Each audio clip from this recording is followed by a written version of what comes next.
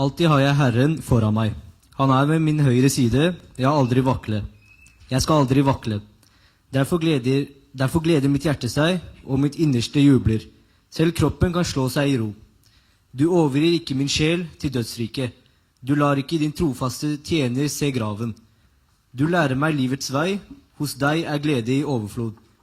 Fryd uten ende ved din høyre hånd. Amen.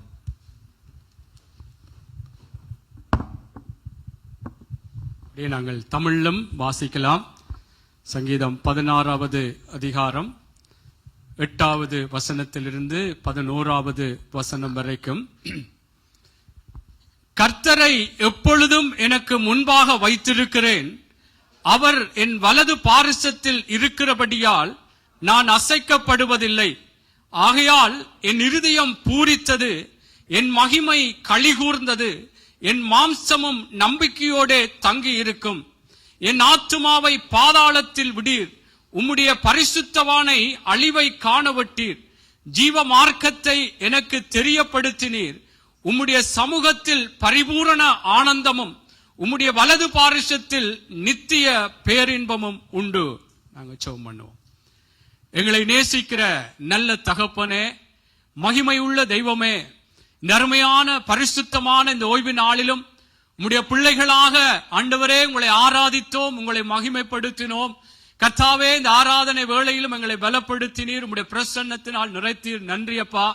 இப்பொழுது உம்முடைய வார்த்தைகளை கேட்கும்படியாக உம்முடைய சமூகத்திலே நாங்கள் வந்திருக்கிறோம். கர்த்தாவே, கர்த்தாவே, நீர் எங்கள் ஒவ்வொருவரோடும் இந்த வெளிச்சத்தின் ஆண்டிலே நாங்கள் இன்னும் ஒரு வெளிச்சத்துக்குள்ளாக ஆண்டவரே எங்களுடைய வாழ்க்கைகள் மாற்றப்படத்தக்கதாய் கர்த்தர் இந்த ஆண்டிலும் இருந்து கர்த்தர் எங்களோடு பேசி வருகிறீர். இன்றைக்கும் ஐயா உம்முடைய வார்த்தையை அனுப்பி எங்களோடு பேசுங்க ஆண்டவரே.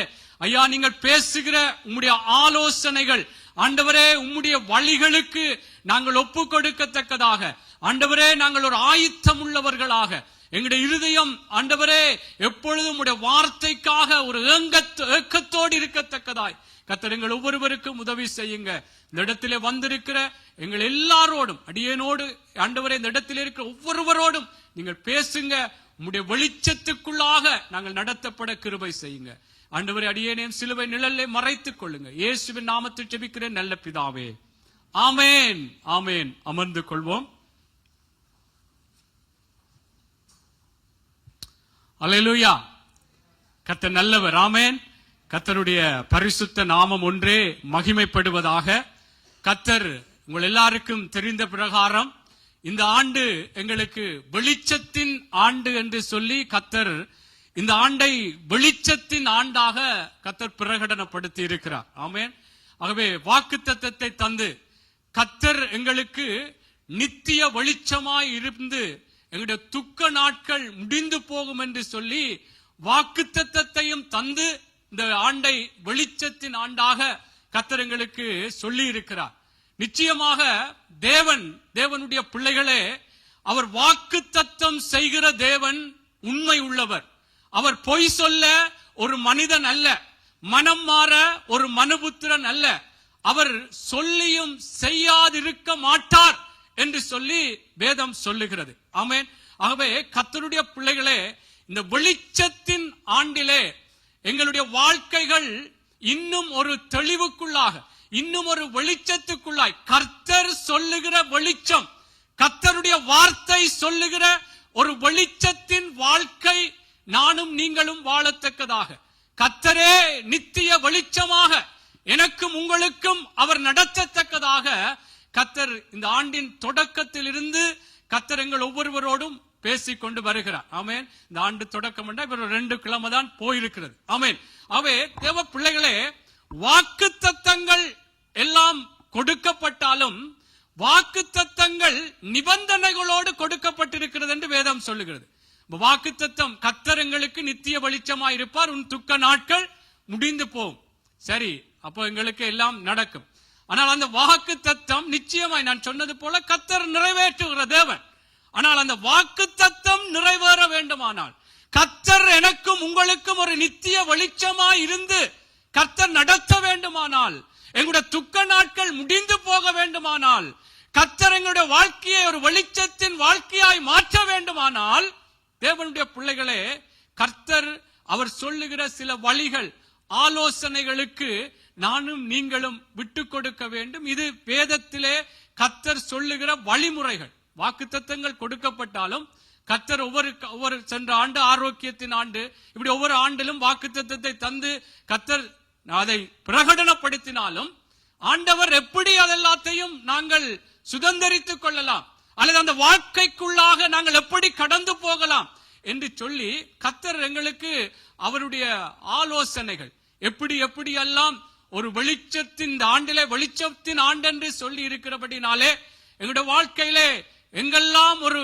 வெளிச்சம் பிரகாசிக்க வேண்டும் அல்லது ஒரு தெளிவு உண்டாக வேண்டும், கர்த்தருடைய பிள்ளைகளே, அந்த அந்த அந்த வெளிச்சத்துக்கு எதிராக என்னென்ன காரியங்கள் எங்களுடைய வாழ்க்கைகளிலே ஒரு இருளை போன்ற விடயங்கள் இருக்கிறது என்பதை எல்லாம் கர்த்தர் நிச்சயமாய் தொடர்ந்து வரப்போகிற நாட்களிலே கர்த்தர் நிச்சயமாய் எங்களோடு பேசுவார். சென்ற நாட்களிலே உங்களுக்கு தெரியும், ஒரு ஐக்கியத்திலே எப்படியான ஒரு இருளான காரியம் ஒரு சகோதரனை பகைக்கிறது, அது ஒரு வெளிச்சத்துக்குரிய காரியம் அல்ல.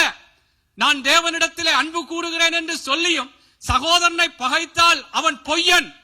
அது ஒரு இருளுக்குரிய காரியம், அது வெளிச்சத்துக்குரிய பிள்ளைகளுக்குரிய அனுபவம் அல்ல என்பதை கர்த்தர் எங்களோடு பேசி இருக்கிறார். சுவிசேஷத்தை குறித்த காரியம் எப்படியாக நாங்கள் அதற்கு எங்களை ஒப்புக் கொடுக்க வேண்டும் என்று சொல்லி தேவன் 2 கிழமை உபவாச கூடுகையிலும் எங்களோடு கர்த்தர் பேசி இருக்கிறார். வேதம் சொல்லுகிறது, அங்கே சங்கீதம் 36:9 இப்படி சொல்லப்படுகிறது, அவருடைய வெளிச்சத்தினாலே வெளிச்சம் காண்கிறோம். அப்படி என்று சொன்னால் தேவனுடைய பிள்ளைகளை இந்த வெளிச்சத்தின் ஆண்டிலே நாங்கள் ஒரு வெளிச்சத்தின் பிள்ளைகளாக அல்லது ஒரு வெளிச்சத்துக்குரிய அனுபவத்தை பெற்றவர்களாக ஆவிக்குரிய வாழ்க்கையிலும் பூமிக்குரிய பிரகாரத்திலும் வெளிச்சம் என்று சொன்னால் ஒரு பிரகாசமான ஒரு நல்ல ஒரு தெளிவுள்ள ஒரு காரியம் எங்களுடைய வாழ்க்கையிலே வெளிப்படுவதற்கு அவருடைய வெளிச்சத்தினாலே வெளிச்சம் காண்கிறோம் என்று உங்களுக்கு தெரியும். சங்கீதம் 36:9 அதிலே சொல்லப்படுகிற வெளிச்சத்தினாலே வெளிச்சம் காண்கிறோம் என்றால் வேதம் எங்களுக்கு வெளிச்சம் என்று சொல்லப்படுகிறது. வேதமே வெளிச்சம், கட்டளையே விளக்கு, போதக சிற்சையே எங்களுக்கு ஜீவ வழி. ஆமென். ஆகவே கர்த்தருடைய பிள்ளைகளே, அப்ப அந்த வெளிச்சத்தினாலே வெளிச்சம் காண்கிறோம் என்றால் தேவனுடைய வார்த்தையினால் தான் நாங்கள் வெளிச்சத்தை காண முடியும். ஆமென். இதிலே ஒரு மாற்று கருத்து இல்லை. ஆமென். ஆகவே கர்த்தருடைய பிள்ளைகளே, இந்த வார்த்தை, தேவனுடைய வார்த்தை என்னையும் உங்களையும் ஒரு வெளிச்சத்திற்குரிய பிள்ளைகளாக அல்லது வெளிச்சத்தின் காரியங்கள் என்ன என்பதை தேவனுடைய வார்த்தையாகிய வெளிச்சம் எங்களுக்கு வெளிப்படுத்தும்படியாக இருக்கிறது. ஆமென். அதனால்தான் சங்கீதக்காரன் இன்னொரு இடத்திலே சொல்லுகிறார், உம்முடைய வார்த்தையின் பிரசித்தம் எனக்கு வெளிச்சத்தை தந்தது. உம்முடைய வார்த்தை, அந்த வார்த்தை வெளிச்சம், அந்த வெளிச்சம் என்னுடைய வாழ்க்கையிலே வெளிப்பட்டு ஒரு வெளிச்சத்தை தந்தது என்று சொல்லி சங்கீதத்திலே சொல்லப்படுகிறது. அதனாலே கர்த்தருடைய பிள்ளைகள் நானும் நீங்களும் இந்த வெளிச்சத்தின் ஆண்டிலே கர்த்தர் நிச்சயமாய் வாக்குத்தத்தம் பண்ணின தேவன், அவர் இந்த ஆண்டை வெளிச்சத்தின் ஆண்டென்று பிரகடனப்படுத்தின தேவன், கர்த்தர் அதை நிறைவேற்ற வல்லவராய் இருக்கிறார். ஆமென். இதிலே நாங்கள் எந்த விதத்திலும் கர்த்தர் செய்வாரோ, கர்த்தர் என்னை விட்டு விடுவாரோ அப்படியெல்லாம் ஆண்டவரிடத்திலே எந்த ஒரு சந்தேகம் வைக்கணும். ஆனால் கர்த்தர் சொல்லுகிற ஆலோசனைகளுக்கு எங்களை ஒப்புக் கொடுக்க வேண்டும். எங்களை விட்டு கொடுக்க வேண்டியது மிகவும் மிகவும் முக்கியமான காரியம். நான் ஒரு உதாரணத்தை உங்களுக்கு சொல்லுகிறேன். உங்களுக்கு தெரியும், ஒரு முன்னோட்டமாக சொல்லுகிறேன். ஆதியாகம புஸ்தகத்திலே 1வது அதிகாரத்திலே நாங்கள் பார்க்கிறோம், பூமியானது ஒழுங்கின்மையும் வறுமையுமாய் இருந்தது. ஆழத்திலே இருள் இருந்தது, ஆவியானவர் ஜலத்தின் மேல் அசைவாடினார் என்று சொன்ன பிற்பாடு ஆண்டவர் வெளிச்சம் உண்டாக கடவது என்று சொல்லிவிட்டு அது நல்லதென்று சொன்னார். அதற்கு பிற்பாடு வெளிச்சத்தையும் இருளையும் வெவ்வேறாக பிரித்தார். நான் என்ன சொல்ல வர்றேன் சொன்னால், இதை மிகவும் கவனமாக கேட்க வேண்டும். கர்த்தருடைய பிள்ளைகளை, இந்த ஆண்டு வெளிச்சத்தின் ஆண்டு என்றால் கர்த்தர் பல காரியங்கள் சென்ற நாளிலே சொல்லப்பட்டது போல எங்களுக்கு ஒரு சகோதரங்களுக்குள்ளே அல்லது சகோதர சகோதரிகளுக்குள்ளே ஒரு பகை உணர்வு இருக்கக்கூடாது. அதை குறித்த ஒரு வெளிச்சம், நாங்கள் பகையா இருக்கக்கூடாது, கோபமா இருக்க, அதை குறித்த ஒரு ஆண்டவருடைய வெளிச்சம் எங்களுக்கு வரும் பொழுது நாங்கள் என்ன சொல்கிறோம்? நல்லம், வெளிச்சம், நல்ல ஒரு வெளிச்சம், நல்ல காரியம். நாங்கள் ஒருவர் பகைக்க கூடாது, ஒருவரை ஒருவர் குறை கூறி நியாயம் தீர்த்து ஒருவரை ஒருவர் இப்படியாக நாங்கள் தேவனுடைய பிள்ளைகள் செய்யக்கூடாது என்ற ஒரு வார்த்தையில் இருந்த ஒரு வெளிச்சம் வருகிறது. வெளிச்சம் நல்லதென்று சொல்லுகிறோம். ஆனால் அதற்கு பிற்பாடு என்னுடைய வாழ்க்கையிலும் உங்களுடைய வாழ்க்கையிலும் அந்த வெளிச்சத்துக்குரிய அனுபவம் எங்களுக்குள்ளே வர வேண்டும். அதான் ஆண்டவர் அடுத்த வார்த்தையிலே வெளிச்சம் நல்லதென்று சொல்லிவிட்டு வெளிச்சத்தையும் இருளையும் வெவ்வேறாக பிரித்தார். நாங்கள் பிரிக்க வேண்டும். வெளிச்சத்துக்குரிய காரியங்கள் எங்களுடைய வாழ்க்கையில எடுத்துக்கொள்ள வேண்டும். வெளிச்சம் நல்லது, சகோதரரை பகைக்க கூடாது, மற்றவர்களை சும்மா தவறாக கதைக்க கூடாது. இப்படி பல ஆண்டவர் இந்த வருஷத்திலே பல காரியங்கள், மன்னிப்பை குறித்த வெளிச்சம் வரும். கோபப்படக்கூடாது, அதை குறித்த ஒரு வெளிச்சம். ஏன் கோபப்படக்கூடாது? இப்படி கோபப்பட்டால் இப்படி எல்லாம் இருக்கா, அதை குறித்த ஒரு தெளிவு. இப்படி எல்லாம் கர்த்தர் பேசும் பொழுது நல்லது, நல்லாத்தான் இருக்கு. நல்ல வார்த்தை எனக்கு சொல்லலாம், அல்லது இதுல வழி நடத்துற ஆக்களை சொல்லலாம். இன்றைக்கு நல்ல வசனம் நல்ல வெளிச்சமா இருந்தது, எனக்கு தெளிவா உண்டாகும். ஆனா அந்த தெளிவு எனக்குள்ளும் உங்களுக்குள்ளும் அது எங்களுடைய வாழ்க்கையை மாற்ற வேண்டும். கர்த்தருடைய பிள்ளைகளே, இப்ப நாங்கள் சென்ற நாட்களிலே சொன்னது போல நாங்கள் ஒருவரை ஒருவர் பகைக்க கூடாது என்றால், நாங்கள் அந்த பகைக்குரிய காரியம் எங்களுக்குள்ள இருக்கிறதா என்றதை நாங்கள் பார்த்து அகற்ற வேண்டும். அதான் ஆண்டவர் அந்த ஆதியாகமத்திலே பார்க்கிறோம், வெளிச்சத்தையும் இருளையும் வெவ்வேறாக பிரிக்க வேண்டும்.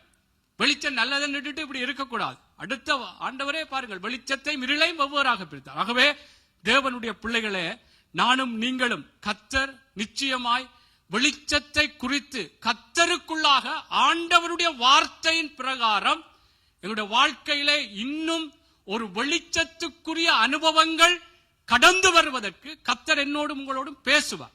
நீங்கள் வேதத்தை படிக்கும் பொழுதும் பேசுவார். ஒரு வெளிச்சம் வேத வார்த்தையில் இருந்து பல எங்களுடைய சுபாவங்கள் மாறத்தக்கதாய், நாங்கள் பழிக்கு பழி வேண்டக்கூடாது, கோவப்படக்கூடாது, இப்படி பல காரியங்கள் தேவன் நிச்சயமாய் அதை ஒரு வெளிச்சத்தின் காரியங்களை வெளிப்படுத்துவார். இல்ல நீ இப்படி இருக்கக்கூடாது, நல்ல பிள்ளையாய் நல்ல ஒரு சகோதர சிநேகம் உள்ளவர்களாக இருக்க வேண்டும் என்ற ஒரு வெளிச்சம் வரும். அப்ப அதுல என்ன குறை இருக்கு, என்ன பிழை இருக்கு, என்ன தவறு இருக்கு, அதையெல்லாம் கர்த்தர் பிரிச்சு காட்டுவார். அப்பொழுது கர்த்தருடைய பிள்ளைகளே, நானும் நீங்களும் எங்களை இதிலே வசனம் சொல்லுகிறவர்கள், பிரசங்கிக்கிறவர்கள் ஏதோ உங்களை அதைரியப்படுத்தி குற்றப்படுத்தி நீங்கள் பிழை நீங்கள் தவறு என்று சொல்லிவிட்டு போறதற்கு அல்ல. எல்லாருமே கர்த்தருக்குள்ளாக பல விடயங்களை தவறினாலும் ஆண்டவர் ஒவ்வொரு நாளும் ஒரு சந்தர்ப்பத்தை தருகிறார் என்பதை மறக்க வேண்டாம். அதான் இயேசு சொன்னார், இந்த நாட்களிலாவது, உனக்கு கிடைத்த இந்த நாட்களிலாவது நீ சமாதானத்துக்கு ஏற்றவைகளை தெரிந்து கொண்டால் நலமாயிருக்குமே. அப்ப இன்றைக்கும் கர்த்தர் ஒரு சந்தர்ப்பம் தருகிறார், எனக்கும் உங்களுக்கும் தருகிறார். நாங்கள் எங்கெல்லாம் ஒரு இருளுக்குரிய காரியம் அல்லது ஒரு வெளிச்சம் இல்லாமல் என்னுடைய வாழ்க்கைகளை வேதத்தின் பார்வையிலே எங்கெல்லாம் ஒரு இருளுக்குரிய விடயம் இருக்கிறது என்பதை கர்த்தர் பேசும் பொழுது நாங்கள் வெளிச்சத்தையும் இருளையும் வெவ்வேறாக நாங்கள் பிரித்து, நாங்கள் கர்த்தருடைய அந்த வெளிச்சத்துக்குள்ளாக ஆண்டவர் எங்களை வெளிச்சத்துக்குள்ளே நடத்துவேன் என்று சொல்லும் பொழுது அந்த வெளிச்சத்தின் பாதையிலே நாங்கள் நடப்பதற்கு கர்த்தருக்குள்ளா எங்களை ஒப்பு கொடுக்க வேண்டும். ஆமென், அல்லேலூயா. சரி, கர்த்தர் நல்லவர். இன்றைய நாளிலே நாங்கள் ஒரு வேத பகுதியை படித்தோம். உங்கள் எல்லாருக்கும் தெரிந்த ஒரு வேத பகுதி. அடிக்கடி இந்த வார்த்தைகளை நாங்கள் பயன்படுத்தி இருப்போம். ஆமென். கர்த்தரை எப்பொழுதும் எங்களுக்கு முன்பாக நாங்கள் வைத்திருக்கிறோம். நான் அசைக்கப்படுவதில்லை, அவர் என்னுடைய வலது பார்சத்தில் இருக்கிறபடினால் நான் அசைக்கப்படுவதில்லை என்று சொல்லுகிற அந்த வேத பகுதியை எல்லாரும், நான் நினைக்கிறேன் பிள்ளைகளுக்கும் தெரிந்திருக்கும், பெரியாக்களும் இந்த வார்த்தைகளை நாங்கள் படித்திருக்கிறோம். இன்றைய நாளிலே நான் சொல்லுகிற ஒரு தேவ செய்தியினுடைய தலைப்பு என்னவென்று சொன்னால், கர்த்தரை எப்பொழுதும் முன்பாக வைத்திருப்பதே வெளிச்சத்தின் வாழ்க்கை. கர்த்தரை எப்பொழுதும் முன்பாக வைத்திருப்பதே வெளிச்சத்தின் வாழ்க்கை. நோஸ்கில இருக்கா சொல்லுங்க, மைக்க வேண்டி சொல்லுங்க சத்தமா.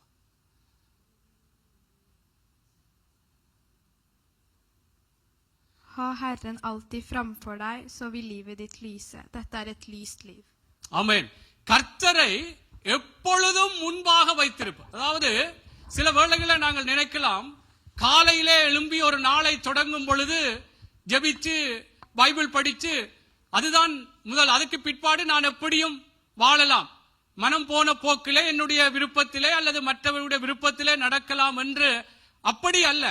எப்பொழுதும் கர்த்தரை எப்பொழுதும் எங்களுக்கு முன்பாக, எந்த நேரமும், அதாவது எப்பொழுதும் எனக்கு முன்பாக வைத்திருப்பது அல்லது அதன் பிரகாரம் வாழ்வதென்றால் அவருக்கு பிரியமானபடி நாங்கள் நடப்பது, அவருக்கு விருப்பமான. நாங்கள் எவ்வளவு கர்த்தருடைய வார்த்தைகளை அறிந்திருக்கிறோமோ தேவனுடைய பிள்ளைகளே, அதன் பிரகாரம் என்னுடைய வாழ்க்கைகளும் உங்களுடைய வாழ்க்கைகளும் நடத்தப்பட வேண்டும், அதன் பிரகாரம் செயற்படுத்தப்பட வேண்டும்.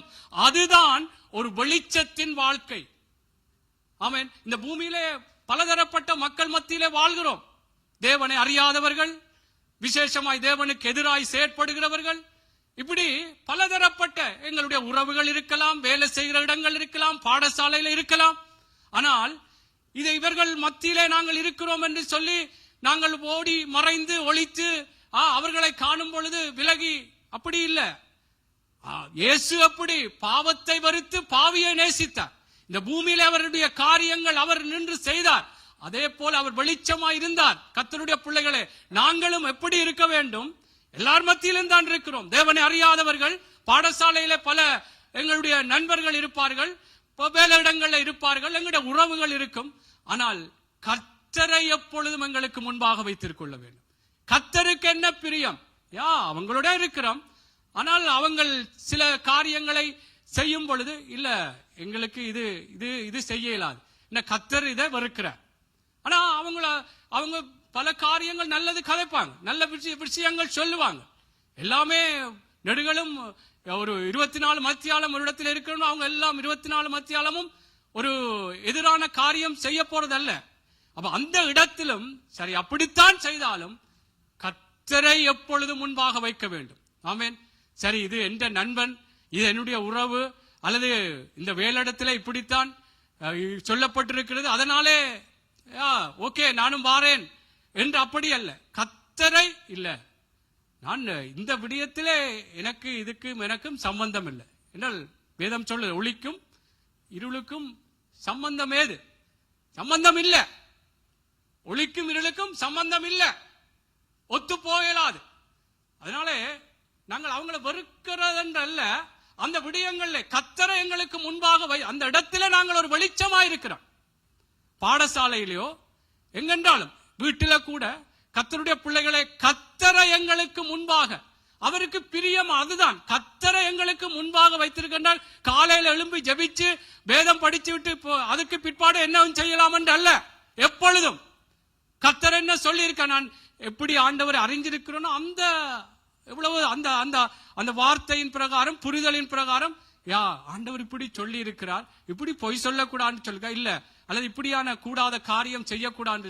அதான் கர்த்தரை எனக்கு முன்பாக வைத்திருக்கிறது, எங்களுக்கு முன்பாக வைத்திருக்கிறது. அப்பா அம்மாவை என்ன செய்யணும்? கனம் பண்ணணும். சில நேரங்கள்ல அப்பா அம்மா நாங்கள் எதிர்த்து பேசுகிறோம் இல்ல, அப்பா அம்மா குறித்து என்ன வேதம் சொல்றது? கர்த்தருடைய பிள்ளைகளே, கர்த்தரை எப்பொழுதும் எங்களுக்கு முன்பாக வைத்திருப்பதே வெளிச்சத்தின் வாழ்க்கை. நாங்கள் ஒரு வெளிச்சத்தின் வாழ்க்கை வாழ்கிறோம் என்றால் எந்த இடத்திலும் கர்த்தர் எதை விரும்புகிறாரோ அதன் பிரகாரம் நானும் நீங்களும் வாழ வேண்டும். ஆமென். மற்றவர்கள் வீட்டில கூட கர்த்தருடைய பிள்ளைகளே, நாங்கள் நல்ல அன்பான மனைவி இருக்கலாம், அன்பான கணவன் இருக்கலாம், அன்பான பெற்றோர்கள் இருக்கலாம், பிள்ளைகள் இருக்கலாம், இப்படி பல விடயங்கள் இருக்கலாம். ஆனால் அந்த இடங்களிலும் சில நேரங்களில் அவர்களுடைய விருப்பம் தேவனுடைய வார்த்தைக்கு முரணாக வரும் பொழுது நாங்கள் அன்பாக சொல்ல வேண்டும். இல்ல அம்மா அப்பா அல்லது அன்பான கணவனே மனைவியே, இல்ல இப்படி இல்ல இப்படித்தான் கர்த்தர் சொல்லி, கர்த்தரை எங்களுக்கு முன்பாக வைக்க வேண்டும். எப்பொழுதும் கர்த்தரை எப்பொழுதும் எங்களுக்கு முன்பாக வைத்திரு. இதுதான் வெளிச்சத்தின் வாழ்க்கை. ஆண்டவர் சொல்லுகிற வெளிச்சத்தின் வாழ்க்கை என்றது இதுதான். இந்த வெளிச்சத்தின் வாழ்க்கையை கர்த்தருடைய வார்த்தையோடு தான் நாங்கள் ஒப்பிட்டு பார்க்க என்றால், வெளிச்சத்தினாலே வெளிச்சம் காண்கிறோம். சங்கீதக்காரன் சொல்றார், வேதமே வெளிச்சம். அந்த வார்த்தையின் பிரகாரம், அந்த வார்த்தை நாங்கள் எவ்வளவு சில வேளைகளில் சில காரியங்களை அறியாமல் இருக்கலாம். ஆண்டவர் சொல்ற அறியாத காலங்களை நான் காணாதவர் போல் இருக்கிறேன் என்று. அப்ப நாங்கள் எவ்வளவுத்துக்கு ஆண்டவரை குறித்து அறிஞ்சிருக்கிறோமோ, தேவனுடைய பிள்ளைகளே, நானும் நீங்களும் நாங்கள் அவருக்குள்ளாக நாங்கள் யாரையும் பிரியப்படுத்த வேண்டும் அல்லது என்னுடைய மனசும் மாம்சமும் விரும்புறதை நான் செய்ய வேண்டும் என்று இந்த ஆண்டிலே நாங்கள் யோசிக்க கூடாது. வெளிச்சத்தின் ஆண்டு என்று சொல்லி கர்த்தர் எங்களை ஒரு அவருக்குள்ளான ஒரு வெளிச்சத்துக்குள்ளாக எங்களை நடத்த விரும்புகிறபடினாலே நிச்சயமா எங்களுடைய ஆவிக்குரிய வாழ்க்கை பூமிக்குரிய காரியங்களிலும் ஆண்டவருடைய அந்த பிரகாசம், அந்த வெளிச்சம் நிச்சயமாய் எங்களுடைய வாழ்க்கையில வெளிப்படும். இதை நாங்கள் விசுவாசித்து கர்த்தர் சொல்லுகிற இந்த ஆலோசனைகளுக்கு ஒப்புக் கொடுங்க. கர்த்தரை எனக்கு முன்பாக எப்பொழுதும் எனக்கு முன்பாக வைத்திருக்கிறேன். எந்த சூழ்நிலை வந்தாலும், சங்கீதக்காரன் சொன்னதை நாங்கள் வாசித்தோம், கர்த்தரை எப்பொழுதும் எனக்கு முன்பாக வைத்திருக்கிறேன், அவரின் வலது பாரிசத்தில் இருக்கிறபடியால் நான் அசைக்கப்படுவதில்லை. அப்ப கர்த்தர் இந்த ஆண்டில் எங்களுக்கு வாக்குத்தத்தம் பண்ணினது என்ன? நித்திய வெளிச்சமாய் இருப்பேன், உன் துக்க நாட்கள் முடிந்து போம் என்றால். கர்த்தருடைய பிள்ளைகளே, கர்த்தர் அங்கே சங்கீதக்காரன் சொல்றார், நான் கர்த்தரை எப்பொழுதும் எனக்கு முன்பாக வைத்திருக்கிறபடினால், அவருக்கு பிரியமானதையே நான் செய்கிறபடினால் அவரின் வலது பாரிசத்தில் இருக்கிறார். அவர் எனக்கு நித்திய வெளிச்சமாய் இருக்க வேண்டுமானால் கர்த்தரை எப்பொழுதும் எனக்கும் உங்களுக்கு முன்பாக நாங்கள் வைக்க வேண்டும். இது பெரிய கஷ்டமாக யோசிக்க வேண்டாம். நாங்கள் கர்த்தருடைய பிள்ளைகள், வெளிச்சத்தின் பிள்ளைகள். நாங்கள் அவர் என்ன சொல்லி இருக்கிறார் என்றதை ஏதோ பேச்சிலோ அல்லது செய்கைகளோ இல்ல, ஆண்டவர் இப்படி சொல்லுங்க, நான் இந்த விடயத்திலே இல்லை, அதற்காக நான் ஓடி ஒதுங்கி மறைஞ்சு என்ன உலகத்தில் இருக்கிறோம். உறவுகள், சொந்தங்கள், பலதரப்பட்ட மக்கள் இருக்கிறார்கள். சில காரியங்களுக்குள்ளே போகும் பொழுது, சில வேளை சில காரியங்களை செய்ய சொல்லும் பொழுது, இல்ல நான் இந்த விடயத்திலே நான் இதிலோடு சேர்ந்து வர மாட்டேன். அதான் கர்த்தரை முன்பாக வைத்திருக்கிறது. கர்த்தருக்கு பிரியமான காரியங்களை, இதுதான் வெளிச்சத்தின் வாழ்க்கை. வேதம் சொல்லுகிற வெளிச்சத்தின் வாழ்க்கை இதுவாக இருக்கிறது. ஆமென். நாங்கள் ஒரு சில வார்த்தைகளை வாசிக்கலாம். மத்தேயு புஸ்தகம் 7வது அதிகாரம் 24, 25 வாசித்து நான் சில சம்பவங்களை சொல்லி நான் முடித்துக் கொள்ள விரும்புகிறேன். வாசிங்கள். மத்தேயு 7 வாசிங்க.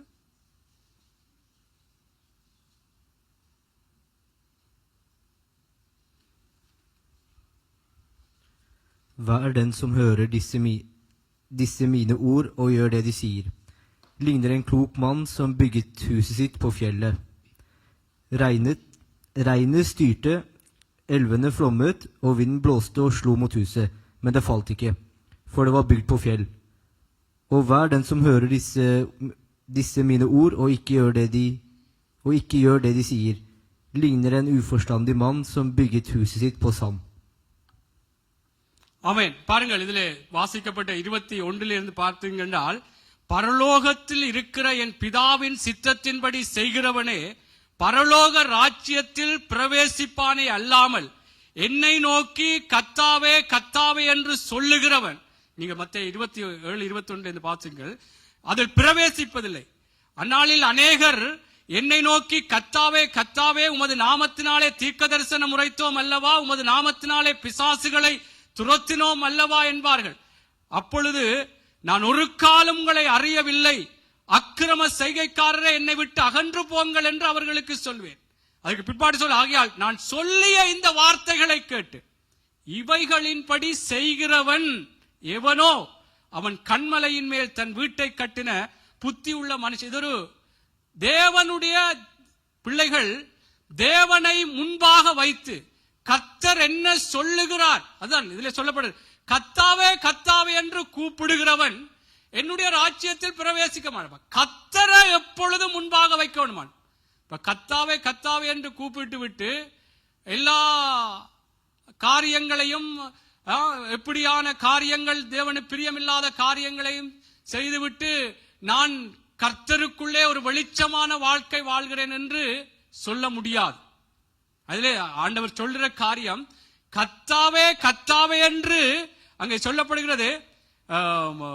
அதாவது கத்தாவே கத்தாவே உமது நாமத்தினாலே தீர்க்க தரிசனம் உரைத்தவும் அல்லவா, உமது நாமத்தினால் பிசாசுகளை துரத்தினோம் அல்லவா, அப்பொழுது நான் ஒரு காலம் உங்களை அறியவில்லை, அக்கிரம செய்யக்காரர் என்னை விட்டு அகன்று போங்கள் என்று அவர்களுக்கு சொல்வேன். ஆகையால் நான் சொல்லிய இந்த இதைத்தான் நான் முக்கியப்படுது, தேவன் சொல்லிய வார்த்தைகளை கேட்டு, அதுதான் அந்த தேவன் சொல்லுகிற, தேவன் நாளே நீங்கள் கேட்ட தேவனுடைய வார்த்தைகளை பிரகாரம், அவருக்கு ஏற்ற பிரகாரம் நாங்கள் நடக்க வேண்டும். அதுதான் கர்த்தரை எப்பொழுதும் எங்களுக்கு முன்பாக வைத்திருக்கிற காரியம். ஆமென். அதன் பிரகாரம் செய்தாத்தானாம் பரலோக ராஜ்யமே எங்களுக்கு இருக்கிறது.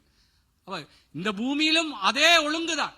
ஒரு வெளிச்சத்தின் வாழ்க்கை நானும் நீங்களும் வாழ வேண்டுமானால் கர்த்தரை எப்பொழுதும், அவருக்கு என்ன பிரியம், என்ன அவருடைய விருப்பம், என்ன எப்படி பேச சொல்றார், எப்படி பார்க்க சொல்றார், எப்படி நடக்க சொல்றார், எல்லாவற்றையும் கர்த்தர் எழுதி வைத்திருக்கிறார். அவருடைய வார்த்தையின் பிரகாரம் தான் நாங்கள் செய்ய வேண்டும். யார் அவர் சொன்னார், இவர் சொன்னார், நண்பன் சொன்னான், மனைவி சொன்னா, புருஷன் சொன்னார் என்று சில வேளைகளில் அவர்கள் நல்ல விஷயம் சொல்லுவாங்க. ஆனால் கர்த்தருடைய வார்த்தையை விட்டு விலத்தி சொல்லும் பொழுது தேவனுடைய பிள்ளைகளே அதற்கு நாங்கள் உடன்படக்கூடாது. அதுதான் முக்கியம். இந்த கர்த்தரை எப்பொழுதும் எனக்கு முன்பாக வைத்திருக்கிறேன் என்றால், அவரின் வலது பாரிசத்திலே இருக்கிறார் என்று சொன்னால், நான் அசைக்கப்படவில்லை என்று, அசைக்கப்பட மாட்டேன் என்றால், தேவ பிள்ளைகளே அதுதான் கர்த்தருக்கேற்ற பிரகாரமாக என்னுடைய வாழ்க்கையை நாங்கள் வாழ வேண்டும். அது எந்த இடத்திலும் எந்த நிலையிலும். நீங்க எவ்வளவுத்துக்கு ஏசப்பாவை குறித்து பிள்ளைகள் நீங்கள் அறிஞ்சீங்களோ, இந்த இடத்துல இப்படி சொல்லி இருக்கிறார், இது தவறென்று சொல்லி இருக்கிறார், இது பிள்ளை என்று சொல்லி இருக்கிறார்.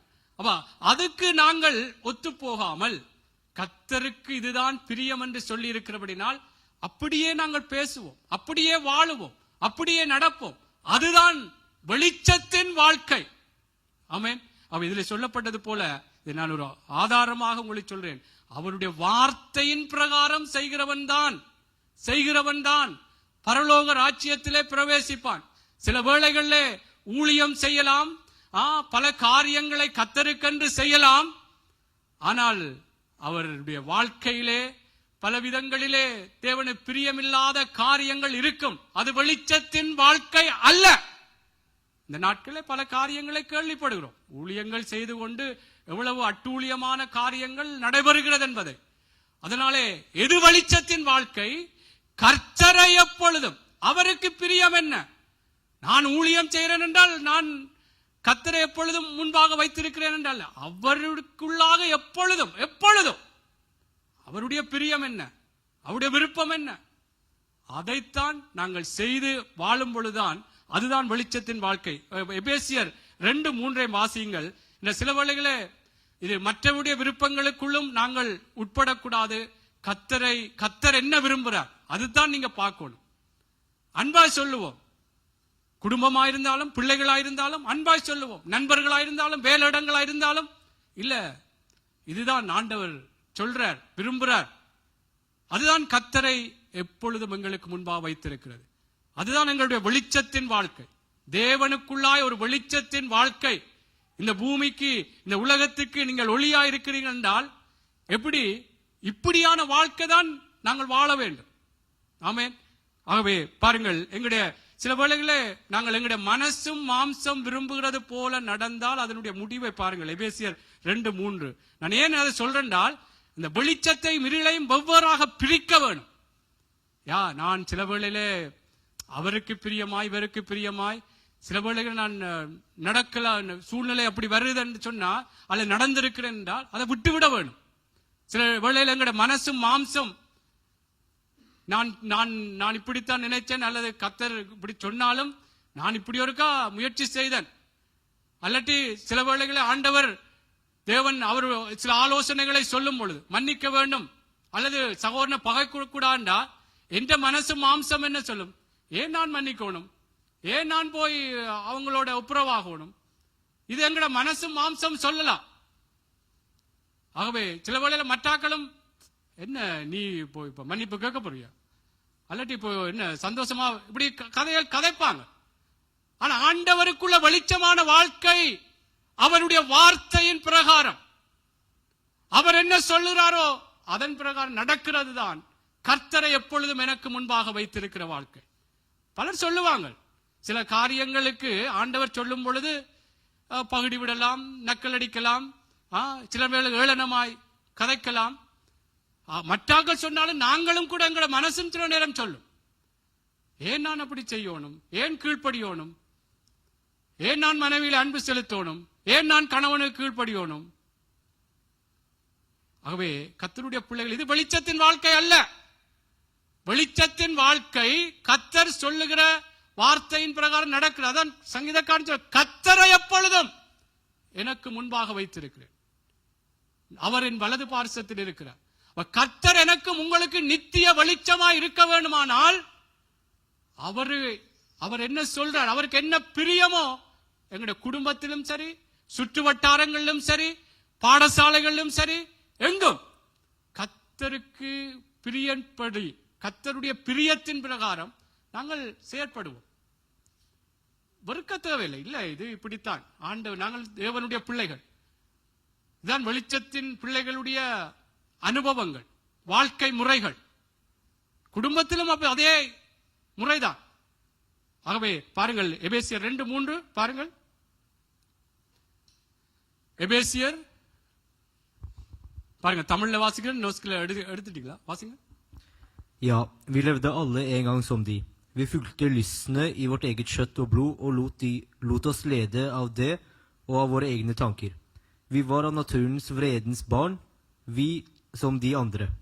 ஆமென். பாருங்கள், வாசிக்கிறேன். அவர்களுக்குள்ளே நாம் எல்லாரும் முற்காலத்திலே நமது மாம்ச இச்சையின்படியே நடந்து நமது மாம்சமும் மனசும் விரும்பினைகளை செய்து சுபாவத்தினாலே மற்றவர்களைப் போல கோபாக்கினைகளின் பிள்ளைகளாயிருந்தோம். என்ன இதுல சொல்லப்படால், எங்கட மாமிசமும் மனசும் விரும்பினைகளை செய்து சுபாவத்தினாலே மற்றவர்களைப் போல கோபாக்கினையின் பிள்ளைகளாய் இருந்தோம். அப்ப மனசும் மாம்சத்தின் பிரகாரம் நான் இப்படித்தான் விரும்புறேன், நான் இதுக்கெல்லாம் சரிப்பட்டு வர மாட்டேன்.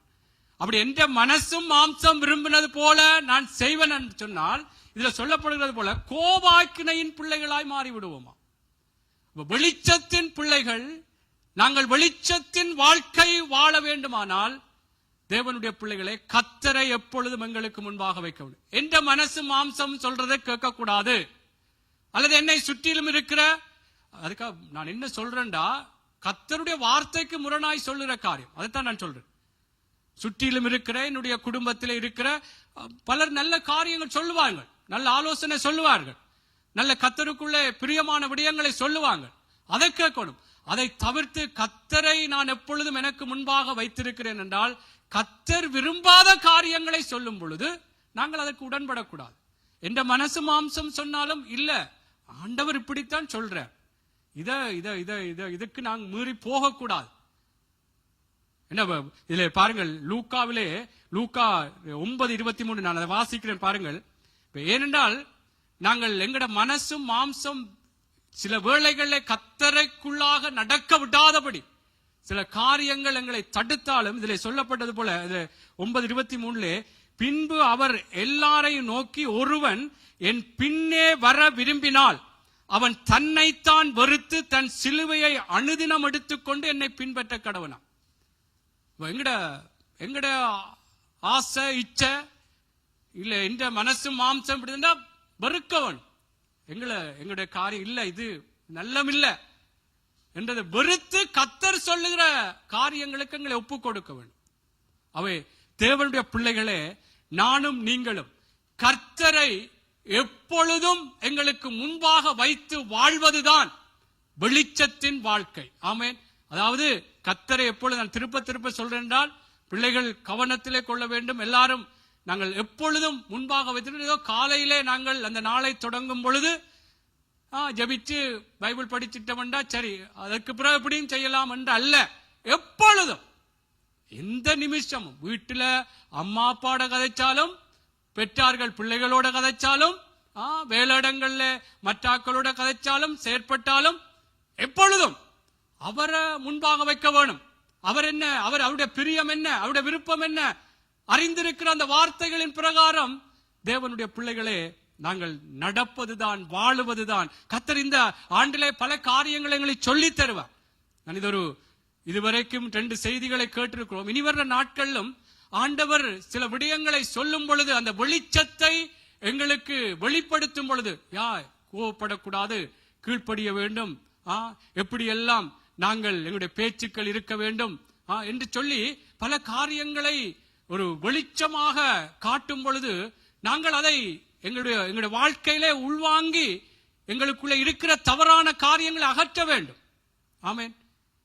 நான் இப்படித்தான் நடப்பேன், இப்படித்தான் இருப்பேன், அவர் என்ன சொல்வார், இவர் என்ன சொல்வார், அவர் நக்கல் அடிப்பார், இவர் நக்கல் அடிப்பார் என்று கர்த்தருடைய வார்த்தைக்கு நாங்கள் கீழ்ப்படியாமல் போகக்கூடாது. அதான் கர்த்தரை எப்பொழுதும் எங்களுக்கு முன்பாக வைத்திருந்தால் தாழ்மையாக சில வேளைகளில் என்ன காரியங்கள் செய்ய வேண்டுமா தாழ்மையாக இருப்போம். இது கர்த்தருடைய ஆலோசனை. இதுதான் வெளிச்சத்தின் வாழ்க்கை. நானார், எந்த குடும்பம் தெரியுமா, என்னிட எவ்வளவு சொத்து பத்து இருக்கு, இவர்கிட்ட எல்லாம் போய் மன்னிப்பு கேட்கணும், கதைக்கணும், காரியம் செய்யணும். கர்த்தர் என்ன சொல்றார்? அதான் கர்த்தரை எங்களுக்கு முன்பாக வைத்து வாழ்வதுதான் தேவனுடைய பிள்ளைகளே வெளிச்சத்தின் வாழ்க்கை. ஆமென். கர்த்தர் ஆசீர்வதிப்பார். நாங்கள் ஒரு 3 சம்பவங்கள் அல்லது உதாரணங்களை சொல்லுகிறேன்.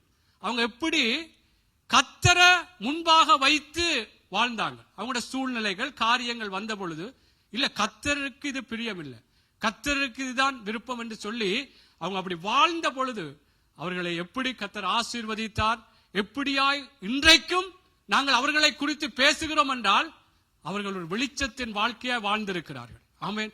இன்றைக்கு சொல்லப்படுகிற உதாரணங்களை கவனிப்போம். முதலாவது லூக்கா புஸ்தகம் 4வது அதிகாரம் 5வது 8வது வசனம். இது முதலாவது ஆண்டவராகிய இயேசு கிறிஸ்துவை குறித்து சொல்லப்படுகிற ஒரு விடயம்.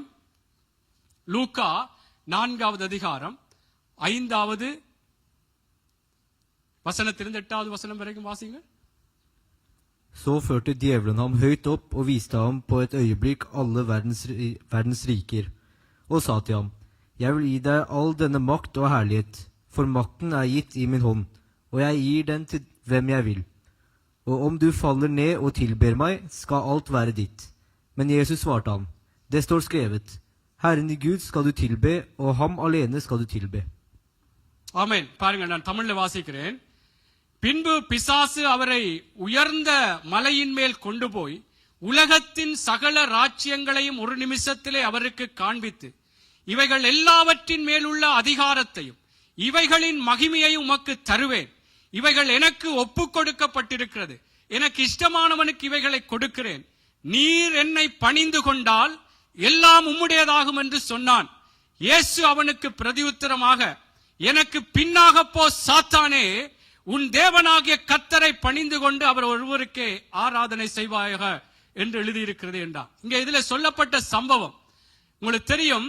இயேசுவை பிசாசு சோதிக்கிறார். ஒரு உயர்ந்த மலையிலே கொண்டு போய் சகல ராஜ்யங்களையும் காண்பித்து, அங்கே இவைகள் எல்லாவற்றையும், இந்த விடயங்கள் எல்லாம் என்னுடைய அதிகாரத்துக்குள் தான் இருக்கிறது, அத சொல்ல அதிகாரத்தை இவைகளின் மகிமையையும் உமக்கு தருவேன், இவைகள் எனக்கு ஒப்பு கொடுக்கப்பட்டிருக்கு சொல்ற. எல்லாவற்றின் மேலும் அதிகாரத்தை, இவைகள் மேல் மகிமை.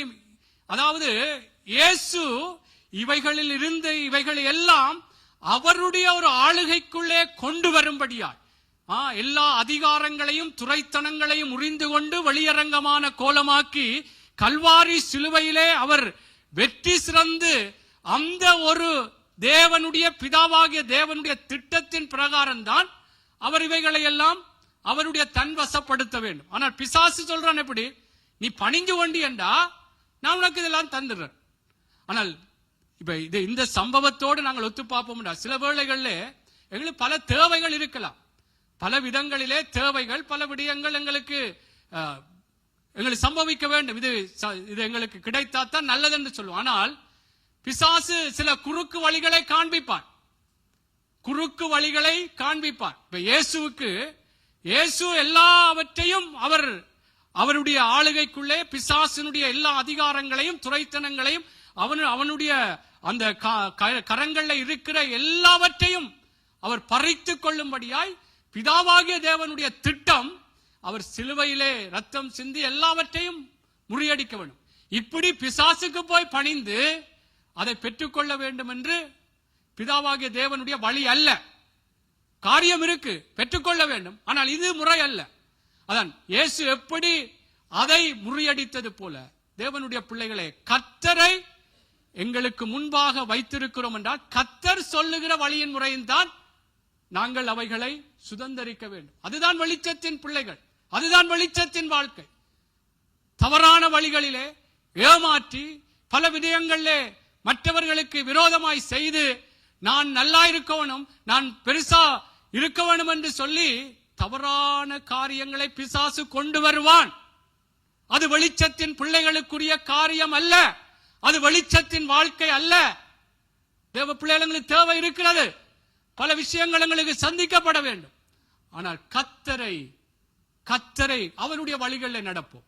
இயேசு இந்த காரியங்கள், உலகத்தின் காரியங்கள் எல்லாம் அவருடைய ஆளுகைக்குள்ளே அதிகாரத்துக்குள்ளே கொண்டு வரத்தான் வேண்டும். ஆனால் அவருடைய வழிமுறை இப்படி பிசாசை போய் பணிந்து கொண்டு அதை பெற்றுக்கொள்ள வேண்டும் என்று அல்ல. சரியாக புரிந்து கொள்ள வேண்டும் கர்த்தருடைய பிள்ளைகளை. நான் என்ன சொல்றேன், கர்த்தரை எப்பொழுதும் எனக்கு முன்பாக வைத்திருக்கிறேன் என்றால் அவருடைய வார்த்தை என்ன சொல்றது அதன் பிரகாரம் தான். எனக்கு வேலை வேணுமா அல்லது ஏதோ ஒரு காரியம் சந்திக்கப்பட வேண்டுமா, தவறான வழிகளில் போகக்கூடாது.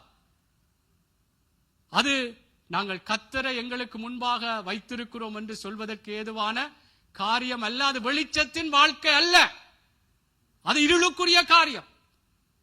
நான் என்னுடைய தேவையை ஒரு தவறான வழியிலே மற்றவர்களை கஷ்டப்படுத்தி மற்றவர்களுக்கு ஏதோ ஒரு காரியத்தை செய்து பிசாசானவனுடைய தந்திரங்களுக்குள்ளாக உட்பட்டு நான் செயற்படுவேன். நான் இயேசு எப்படி அதை அப்பாலே போய் சாத்தானே என்று சொன்னார். ஆமென். நீங்க சொல்லவன் பிள்ளைகள் பெரியாக்கள் என்ன வெளிச்சத்தின் ஆண்டு, வெளிச்சத்தின் ஆண்டண்டா இருளுக்குரிய காரியங்கள் இருளுக்குரிய வாழ்க்கை முறைகளுக்குள்ளே போகக்கூடாது. கர்த்தர் எங்களை வெளிச்சமாக்குவார், வெளிச்சத்தின் காரியங்களுக்குள்ளா எங்களை நடத்துவார். இதை நாங்கள் விசுவாசிக்க வேண்டும். தவறான காரியங்களுக்கு போகக்கூடாது. இயேசு அதை ஜெயித்தார். கர்த்தருடைய பிள்ளைகளே, என்றால் பிதாவாகிய தேவனுடைய திட்டத்தின் பிரகாரம் அவர் செயற்பட்டார். அவர் எப்படி அவைகள் எல்லாம் பிசாசினுடைய கையிலிருந்து பிடுங்க வேண்டுமோ, அவைகள் எல்லாம் அபகரிக்க வேண்டுமோ, அவர் என்ன திட்டம் வைத்தாரோ, அவர் என்ன வழிமுறை வைத்தாரோ அதன் பிரகாரம் தான் செய்தார். பிசாசு சொல்றா, நீ வணங்கினா நான் உனக்கு எல்லாத்தையும் தந்துடுவேன். இதெல்லாம் என்னிடத்தில் ஒப்பு கொடுக்கப்பட்டிருக்கு. ஆனால் கர்த்தருடைய பிள்ளைகளே, இயேசு ஜெயித்தது போல நாங்களும் ஒரு வெளிச்சத்தின் வாழ்க்கை வாழ வேண்டுமானால் கர்த்தரை எப்பொழுதும் எங்களுக்கு முன்பாக வைத்து வாழ வேண்டும். அவருக்கு பிரியமானதை செய்து பேசி நடந்து ஒவ்வொரு காரியங்களிலும் கர்த்தரு பிரியம் என்ன. சில வேளை நாங்கள் யோசிக்கலாம், எனக்கு எல்லாம் தெரிந்திருக்கிற வார்த்தைகள். இந்த ஆண்டவரே சொல்ற அறியாத காலங்களை கர்த்தர் காண அறிய இது ஆண்டவர் சொல்லி இருக்கிறார். இப்படியாக கர்த்தர் செயற்பட வேண்டும் சொல்லி இருக்கிறார். அதன் பிரகாரம் கர்த்தருடைய பிள்ளைகள் நடக்க வேண்டும். சரி, அடுத்தது ஏனோக்கை பார்ப்போம். ஏனோக் சிரிக்கிறார். சரி, எபிரேயர் 11:5. எபிரேயர் 11:5 கர்த்தரை எங்களுக்கு முன்பாக வைத்து வாழ்கிற வாழ்க்கை தான் வெளிச்சத்தின் வாழ்க்கையா. ஆகவே இதை மறக்க வேண்டாம். இது அதாவது கர்த்தரை எப்பொழுதும் எங்களுக்கு முன்பாக வைத்திருக்கின்றால் அவருக்கு பிரியமானது என்ன என்பதை நாங்கள் எங்களுக்குள்ளா எடுத்துக்கொண்டு எந்த இடத்திலும் எங்களுடைய குடும்பமோ வீட்டிலோ எங்களுடைய சொந்தங்களோ அதுக்காக நாங்கள் ஓடி மறைஞ்சு ஒளிஞ்சு அங்க போகக்கூடாது இங்க போகக்கூடாது நான் சொல்லவில்லை. அந்த இடத்துல நாங்கள் வெளிச்சமாய் பிரகாசிக்க வேண்டும். ஆண்டவருக்குரிய பிள்ளைகள், வெளிச்சத்தின் பிள்ளைகள் இப்படித்தான் பேசுவோம், இப்படித்தான் நடப்போம், இப்படித்தான் செய்கிறோம். அவங்க அதை சரி ஏதோ ஒரு நேரத்தில் அவங்களுக்கு ஒரு ஆசீர்வாதமா இருக்கும், அது பிரயோஜனமா இருக்கும். சரி, வாசியுங்கள் எபிரேயர் 11:5. சீக்கிரமா வாசிச்சீங்கன்னா சீக்கிரமா முடிப்பேன். I tro ble Enok rykket bort uten å dø. Ingen så ham mer, for Gud hadde tatt ham til seg. Før han ble rykket bort, fikk han et vitnesbyrd om at han var til glede for Gud. ஆமென். பாருங்கள், வாசிக்கிறேன் தமிழ்ல. விசுவாசத்தினாலே ஏனோக்கு மரணத்தை காணாதபடிக்கு எடுத்துக் கொள்ளப்பட்டான். தேவன் அவனை எடுத்துக்கொண்டபடினாலே அவன் காணப்படாமற் போனான். அவன் தேவனுக்கு பிரியமானவன் என்று அவன் எடுத்துக் கொள்ளப்படுவதற்கு முன்னமே சாட்சி பெற்றான். கர்த்தருடைய பிள்ளைகளே, இங்கே ஏனோக்கை குறித்து சொல்லுகிற காரியம், கர்த்தர் அவனை எடுத்துக்கொண்டார் என்று சொன்னது மாத்திரமல்லாமல் அவன் தேவனுக்கு பிரியமானவன் என்று எடுத்துக் கொள்ளப்படுவதற்கு முன்னமே சாட்சி பெற்றான். இந்த ஏனோக்கை பார்த்தீங்கன்னா ஆதியாகம புஸ்தகத்திலே அவன் ஒரு குடும்பஸ்தன், பிள்ளைகளை பெற்று மனைவியோடு இருந்து வாழ்ந்த ஒரு மனுஷன்தான். ஆனாலும் அவருடைய வாழ்க்கை எப்படி? கர்த்தரை எப்பொழுதும் தனக்கு முன்பாக வைத்து வாழ்ந்த ஒரு மனுஷன். இதிலே அழகாக சொல்லப்படுகிறது, அவன் எடுத்துக் கொள்ளப்படுவதற்கு முன்னமே தேவனுக்கு பிரியமானவன் என்று சாட்சி பெற்றான். சிலவேளை நாங்கள் யோசிக்கலாம், சில நேரம் என்ன உங்களுக்கு என்ன தெரியும், பிள்ளைகளின் பிரச்சனை, மனைவியின் பிரச்சனை, கணவன் பிரச்சனை எல்லாம் இப்படி வரைக்குள்ள ஏதோ அவசரப்பட்டு கோவப்பட்டு பேசுறோம். இருக்கு, இல்லையான்னு சொல்லல, எல்லாம் தவறு அநேக விடயங்களை தவறுகிறோம். ஆனால் தேவனுடைய பிள்ளைகளே, அந்த தேவனுடைய வெளிச்சத்தினாலே நாங்கள் வெளிச்சத்தைக்குள்ளாக நடத்தப்பட வேண்டும். அதுதான் நான் சொல்றேன். இப்ப யாரும் இதிலே குற்றப்பட்டு இருக்க தேவையில்லை. என்றால் ஏனோக்கு மனைவி பிள்ளைகளோடு வாழ்ந்த மனுஷன். அதில் ஆதியாகம புத்தகத்திலே சொல்லப்படுகிறது, அவன் எத்தனை வருஷம் தேவனோடு சஞ்சரித்தான், தேவனோடு நடந்தான் என்று சொல்லி ஏனோக்கை குறித்து சொல்லப்படுகிறது. கர்த்தருடைய பிள்ளைகளை நான் என்ன சொல்ல வரேன்றால், எங்களுக்கு பல சுற்று வட்டாரங்களே ஏதோ பாரங்கள் போல, அல்லது மனைவி இருக்கலாம், பிள்ளைகள் இருக்கலாம், எங்களுக்கு பல காரியங்கள் இருக்கு. இந்த இடத்துல எப்படி நான் ஆண்டவருக்கு பிரியமா நடக்கலாம், ஏதோ சில வேளைகளில் தவறுறேன், சில வேளைகளில் அப்படி செய்யறேன் இப்படி செய்யறேன் என்று சாட்டுப்போக்கு சொல்லக்கூடாது என்பதற்காக நான் சொல்றேன். தவறும் தான், ஆனால் ஆண்டவர் இதுல இது ஒரு வெளிச்சம் பிரகாசிக்கு. எல்லாம் தனியாளண்டா பிரச்சனை இல்லை, பிள்ளைகள் இருக்கு, மனைவி ஒரு பக்கத்தால பேசுவா, கணவன் இப்படி வீட்டுக்கு வீடு வாசல்படி. சரி, இப்படி கர்த்தருடைய பிள்ளைகளே பல காரியங்கள் எங்களுக்கு இருந்தாலும் ஏனோக்கு தேவனுக்கு பிரியமானவன். ஆமென். அவன் தேவனுக்கு என்று சாட்சி பெற்றான். நாங்களும் என்ன சாட்சியோடு வாழவன். சாட்சி என்றால் கர்த்தரை முன்பாக வைத்து வாழ்ந்தார். கர்த்தரு பிரியமானது என்ன? எங்கே என்றாலும் எந்த இடத்திலும் இந்த வெளிச்சத்தின் ஆண்டுல கர்த்தருடைய பிள்ளைகளை எங்களுடைய வாழ்க்கை ஒரு வெளிச்சமாய் மாற. சில நேரம் கோபப்படுத்த முடியாது, பேசுவாங்க. ஏதோ எப்படியாவது ஏதோ ஒரு காரியம் கோபப்படுத்தவோ, ஏதோ ஒரு காரியம் கவர்ந்து இழுக்கிறது போல கூட சில நேரம் வரலாம். கர்த்தருக்கு பிரியமானது என்ன? கர்த்தர் இல்ல, இப்படியான வழிகள்ல போகக்கூடாது. சில பல காரியங்கள் வரலாம். ஆனா கர்த்தருடைய பிள்ளைகளே, என்ற வேதத்திலே பல சம்பவங்கள் எழுதப்பட்டிருக்கு. என்றால் எங்களுக்கு ஒரு எச்சரிப்பு உண்டாகும்படியா. சிலருடைய இழுப்புகள், கவர்ந்து இழுக்கிற காரியம், சிலர் பேச்சுக்கள் நாளை மண்டைய கழுவுறன்னு சொல்லுவாங்க. அப்படியெல்லாம் தவறாக போவதற்கு ஏதுவாக கூட காரியங்கள் வரலாம். ஆனால் கர்த்தர் என்ன சொல்லி இருக்கிறார்? ஆண்டவருடைய வார்த்தைக்கும் இதுக்கும் சம்பந்தம் இல்லையே, இருளுக்கும் ஒளிக்கும் சம்பந்தம் ஏது?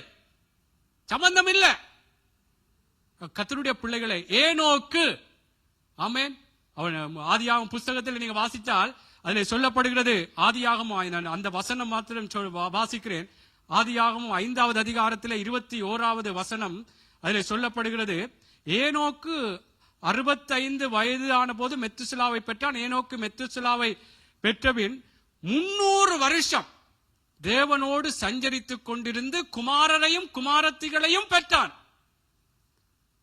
300 வருஷம் ஆண்டவரை முன்பாக வைத்து குமாரரையும் குமாரத்திகளையும் பெற்று வளர்த்து, மனைவியோடு எப்படி இருக்கணும், மற்ற ஆக்களோட எல்லாமே என்ன சாட்சி பெறுவதற்கு முன்பவே அவன் எடுத்துக் கொள்ளப்படுவதற்கு முன்பவே கர்த்தருக்கு பிரியமானவன் என்று சாட்சி பெற்றான்.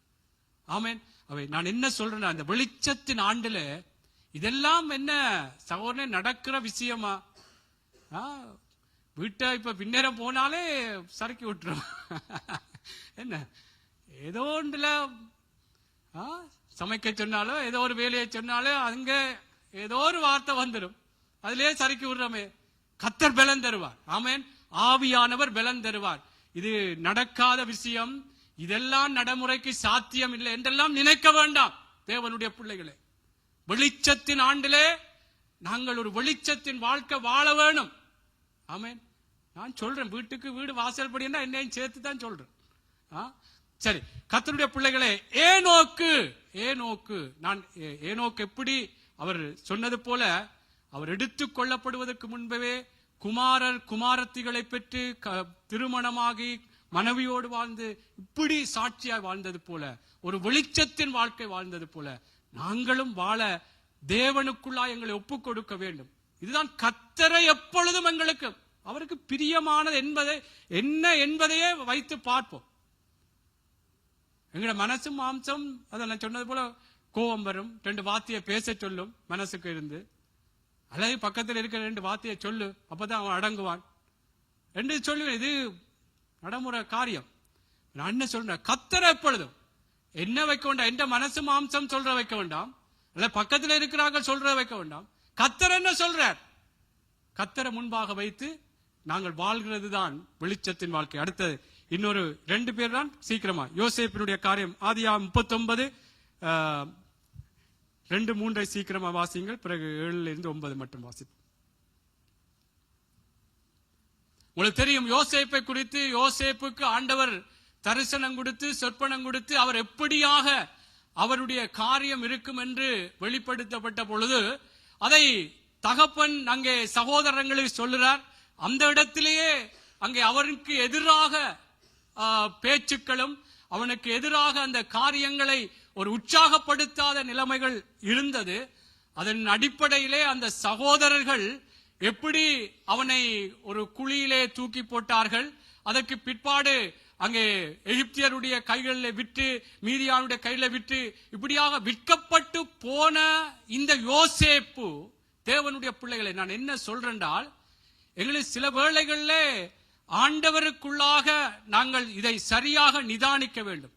கர்த்தர் எங்களுக்கு நித்திய வெளிச்சமாய் இருப்பார் என்றால் எங்களுடைய சூழ்நிலைகள் ஏதோ இது என்று நீங்கள் பார்க்க கூடாது. அந்த சூழ்நிலையிலும் கர்த்தர் என்னோடு இருக்கிறாரா, கர்த்தர் என்னை சமாதானமாய் நடத்துகிறாரா, அதுதான் கர்த்தருடைய வழி நடத்தல், நித்திய வெளிச்சமாய். இப்ப யோசேப்பை பாருங்கள், அவனுக்கு எதிராக அவன் தேவன் சொன்ன காரியங்களுக்கு எதிராக அவனுடைய சகோதரர்கள் செயற்படுகிறார்கள். ஆனால் இந்த வார்த்தையிலே சொல்ல அவன் அங்கே குழியிலே போட்டு அதற்கு பிற்பாடு இஸ்மவேலுடைய கையிலே விற்கப்பட்டு அதற்கு பிற்பாடு ஒரு இடத்திலே இருக்கிறார், போர்த்திபாருடைய வீட்டிலே. அந்த இடத்திலே சொல்லப்படுகிற காரியம் அதை வாசியுங்கள். ஆதியாகமம் 39:2-3 நான் சில குறிப்பிட்ட வார்த்தைகளை தான் சொல்லுகிறேன். என்றால் கர்த்தரை எந்த சூழ்நிலையிலும் அவன் மறுதலிக்காதபடிக்கு, அல்லது கர்த்தர் எனக்கு ஏதோ துன்பப்படுத்துகிறார் அல்லது எனக்கு வேதனையை தருகிறார் என்று சொல்லாதபடிக்கு கர்த்தருக்கு பிரியமாகவே அவன் நடந்த பொழுது கர்த்தர் அவனுக்கு நித்திய வெளிச்சமா இருந்தார் என்றால் அவனோட இருந்தார், அவனை நடத்தினார். வாசிங்கள் 39:2-3 ஆதியாகமம். Herren var med Josef og lot ham lykkes. Han ble boende i huset til sin egyptiske herre. பாருங்கள், இது அதாவது இந்த யோசேப்பை விற்ற பிற்பாடு அங்கே இஸ்மவேலுடைய கையில விட்டு அதுக்கு பிற்பாடு இன்னொரு இடத்திலே கைமாறி யோசேப்பு அங்கே எகிப்துக்கு கொண்டு போகப்பட்டு பார்வோனுடைய பிரதானியும் தலையாரிகளுக்கு அதிபதியுமாய் போத்திபார் என்னும் எகிப்து தேசத்தான் அவனை அவ்விடத்தில் கொண்டு வந்து இஸ்மவேலரிடத்திலே வாங்கினான். கர்த்தர் யோசேப்போட இருந்தார். பாருங்கள், கர்த்தர் யோசேப்போட இருந்தார். அவன் பாருங்க, இதுதான் ஆண்டவருடைய வழி நடத்தல். கர்த்தர் உங்களுக்கு நித்திய வெளிச்சமாய் இருக்க வேண்டுமானால் கர்த்தர் என் வலது பாரிசத்தில் இருக்கிறார், நான் அசைக்கப்படுவதில்லை என்று சொன்னால் எதிரான சூழ்நிலைகளை பார்த்து அதை நான் அசைக்கப்பட்டு விட்டேன் என்று சொல், கர்த்தர் என்னோடு இருக்கிறார், அதான் முக்கியம். பாருங்க, கர்த்தர் யோசேப்போடு இருந்தார் என்றால் அவனுக்கு அந்த சூழ்நிலைகள் எதிரான காரியங்கள் அவனை எந்த விதத்திலும் தாக்கவில்லை, அவன் சோர்ந்து போவதற்கு ஏதுவாய் மாறவில்லை. என்ற கர்த்தரை தனக்கு முன்பாக வைத்தபடினாலே அவன் என்ன கர்த்தரை தனக்கு முன்பாக வைக்கும் பொழுது என்ன சூழ்நிலை வந்தாலும் எல்லாமே நன்மைக்கு ஏதுவாகத்தான். அவருடைய தீர்மானத்தின்படி அழைக்கப்பட்டவர்களாய் அவரிடத்தில் அன்பு கூறுகிறவர்களுக்கு சகலதும் நன்மைக்கு ஏதுவாக நடக்கும். அப்ப யோசேப்பு அதிலே கலக்கமடையவில்லை. தெரியும் உங்களுக்கு, நாங்கள் சென்ற ஒரு 3 கிழமைக்கு முன்பதாக பார்த்தோம். எப்பக்கத்தில் நெருக்கப்பட்டும் ஒடுங்கி போவதில்லை, கலக்கமடைந்தாலும் நாங்கள் மனமுறிவடைதல், இப்படி அந்த வார்த்தைகளை வாசித்தோம். ஏனென்றால் கர்த்தர் எங்களை நடத்துறதெல்லாம் நன்மைக்கு ஏதுவாக. அதனாலே கர்த்தரை தனக்கு முன்பாக அந்த சூழ்நிலையிலும் குழியிலே போட்டு இன்னொரு இடத்திலே விட்டு இன்னொரு இடத்திலே அவன் இருந்தாலும் சொல்லப்படுகிறது கர்த்தர் யோசேப்போட இருந்தார். பாருங்கள், கர்த்தர் யோசேப்போட இருந்தார். அவன் காரிய சித்தி உள்ளவனானான். அவன் எகிப்தியனாகிய தன் எஜமானுடைய வீட்டிலே இருந்தான். கர்த்தர் அவனோடு இருக்கிறார் என்றும் வெளிச்சம். பாருங்க, எங்கே எந்த இடத்திலே பாருங்க, எல்லாம் நன்மைக்கு ஏதுவா அந்த இடத்திலே ஒரு வெளிச்சத்தின் வாழ்க்கை வாழ்ந்தபடியாத்தான் கர்த்தர் அவனோட இருக்கிறார் என்று யார் சொல்றது? போர்த்திபார் அங்கே சொல்லுகிறார். ஆமேன். அங்கே பாருங்கள், செய்தி கர்த்தர் அவனோட இருக்கிறார், அவன் செய்கிற யாவையும் கர்த்தர் வாய்க்க பண்ணுகிறார் என்றும் அவன் எஜமான் கண்டு. தேவனுடைய பிள்ளைகளே, கர்த்தரை எங்களுக்கு முன்பாக வைத்து வாழ வேண்டும். அதுதான் வெளிச்சத்தின் வாழ்க்கை. யோசேப்பு கர்த்தர் தனக்கு முன்பாக, கர்த்தர் பிரியமானபடி அவன் எந்த இடத்திலே போனாலும் அவன் கலங்கவில்லை. எல்லாமே ஆண்டவருடைய ஒரு திட்டம் இருக்கிறது என்பதை தேவ பிள்ளைகளை நாங்கள் இந்த வார்த்தைகளை அதிகமாய் கேட்டிருக்கிறோம். ஆண்டவரை நம்பி கர்த்தருக்குள்ளாய் நாங்கள் வாழும் பொழுது அவர் நடத்துகிறதெல்லாம் நன்மைக்கு. சில வேளை நெருக்கம் போல ஏதோ எங்களுக்கு எதிராய் காரியங்கள் வருகிறது போல இருக்கலாம். கர்த்தர் எல்லாமே நன்மைக்கு ஏதுவாய். பாருங்கள், அவனை அந்த இடத்திலே கொண்டு போனாலும் போர்த்திபாருக்கு ஒரு வெளிச்சம், கர்த்தர் அவனோட இருக்கிறார் என்றும் அவன் செய்கிறதெல்லாம் வாய்க்க பண்ணுகிறார் என்றும் எஜமான் கண்டு கர்த்தரை முன்பாக வைத்து வாழ்ந்தார். கர்த்தர் யோசேப்போடு இருந்தார். ஆமென். அவை தேவனுடைய பிள்ளைகளே, கர்த்தரை எப்பொழுதும் எந்த இடத்திலும், நீங்க பாடசாலை, வேலை காரியங்கள், குடும்பத்திலே, எல்லா இடத்திலும், இங்க நாங்கள் சபையிலும் கூட கர்த்தரை முன்பாக வைப்போம். சக ஊழியக்காரர்களா இருக்கலாம் அல்லது விசுவாச பிள்ளைகளா இருக்கலாம், எல்லாம் நல்ல காரியங்களை சொல்லுவாங்க. சில வேளைகள்ல மாறி கர்த்தருடைய வார்த்தைக்கு முரணாக சொல்லும் பொழுது இல்ல, ஆண்டவர் இப்படித்தான். இதுதான் வெளிச்சத்தின் வாழ்க்கை. ஆமென். அவன் யோசேப்பு இன்னொரு இடத்துல உங்களுக்கு தெரியும், இது தெரிந்த சம்பவம் தான். அவனுக்கு எதிராக பாவம் செய்யத்தக்கதாக இந்த போர்த்திபாருடைய வீட்டிலே போர்த்திபாருடைய மனைவி அவனை தூண்டின பொழுது அவன் சொல்லுகிறான், கர்த்தருக்கு விரோதமாய் எப்படி இந்த பொல்லாங்கை நான் செய்வேன். கர்த்தரை முன்பாக நிறுத்தினான். கர்த்தருடைய பிள்ளைகளே, இதுதான் பிசாசானவன், வேதம் சொல்லுகிறது, எவனை விழுங்கலாம் என்று வகை தேடி சுற்றி திரிகிறான். எப்படி ஒரு சின்ன இடைவெளி வரும், இவருக்கு இப்படியான ஏதாவது ஒரு வார்த்தையை கொடுப்போமா அல்லது ஏதாவது ஒரு இவரை வழி தடுமாற பண்ணுவோமா? இவர்கள் யோசேப்பு அவ்வளவு சாட்சியா இருந்தும் அந்த எஜமான் காண்றான், கர்த்தர் அவரோடு இருக்கிறார், அவன் செய்வதெல்லாம் வாய்க்க பண்ணுகிறார் என்று சொல்லப்பட்ட பொழுதிலும் இந்த போர்த்திபாருடைய மனைவி இவனை பாவத்திலே விழுத்தும்படியாக, தவறான ஒரு உறவு கொள்ளும்படியாய் அழைத்த பொழுது, கர்த்தருக்கு இப்படியான ஒரு பொல்லாங்கை நான் செய்ய மாட்டேன்.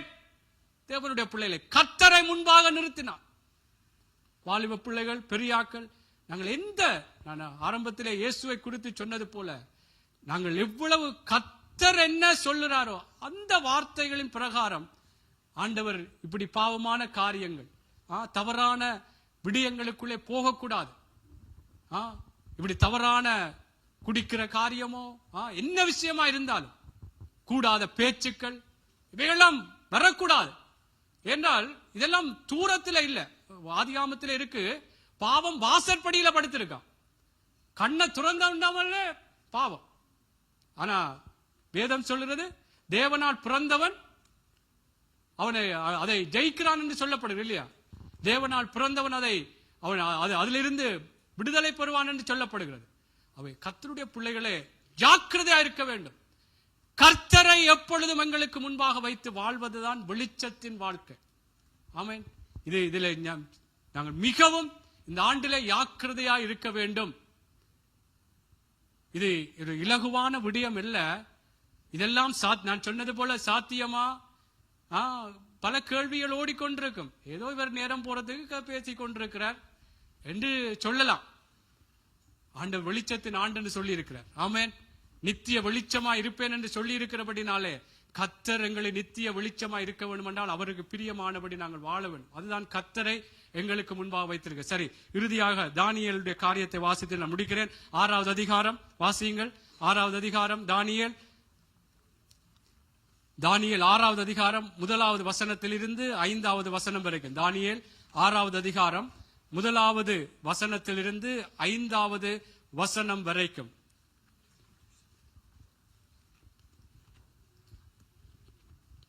வாசிங்க. தானியேல் 6 1வது வசனத்திலிருந்து 5வது வசனம் வரைக்கும் வாசிங்க. 1வது வசனத்திலிருந்து 5வது 6வது அதிகாரம். Mederen Darius overtok kongeriket. Han var da 62 år gammel. Darius besluttet å sette 120 satraper over kongeriket, fordelt over hele riket. Over dem satt han 3 ministre, og Daniel var en av dem. Satrapene skulle avlegge regnskap for dem, så kongen ikke skulle lide noe tap. Daniel utmerket seg framfor de andre ministrene og strapene, for det var en usedvanlig ånd i ham, og kongen tenkte på å sette ham over hele riket.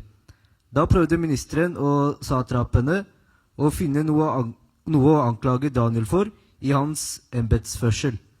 Men de klarte ikke å finne noe å anklage ham for, eller noe galt å si om han. For han var pålitelig, og de fant hverken forsømmelse eller feil hos ham. ஆமென். பாருங்கள், நான் வாசிக்கிறேன்.